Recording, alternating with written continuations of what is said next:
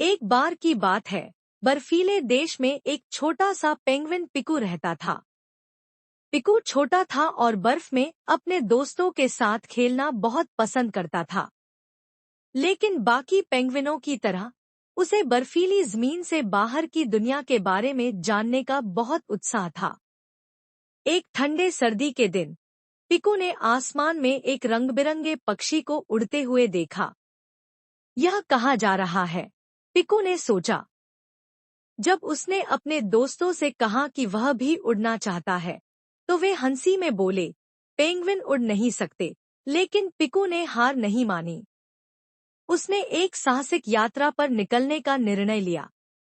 वह बर्फीले पहाड़ों, जमी हुई नदियों और बर्फीली मैदानी इलाकों से होते हुए यात्रा करने लगा। रास्ते में उसने बहुत सारे जानवरों से मुलाकात की, जैसे एक समझदार उल्लू, एक खेलते हुए सील और एक शर्मीला बर्फीला लोमड़ी।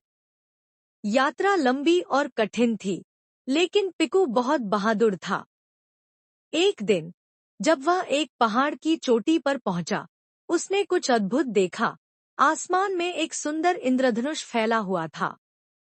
यह जो उसने देखा था, वह सबसे सुंदर चीज थी जो उसने कभी देखी थी। पिकू को समझ में आया कि भले ही वह उड़ नहीं सकता, उसने कुछ ऐसा खोज लिया था जो कोई और नहीं देख पाया था।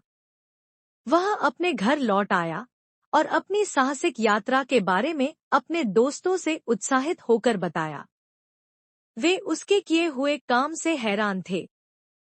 उस दिन के बाद से वे पिकू पर हंसी नहीं उड़ाते थे। इसके बजाय वे उसकी बहादुरी और साहसिक भावना की सराहना करने लगे। पिकू ने यह सीखा कि चाहे कितना भी छोटा क्यों न हो, अगर आप अपने सपनों का पीछा करने के लिए बहादुर हों, तो आप बड़ी चीजें कर सकते हैं।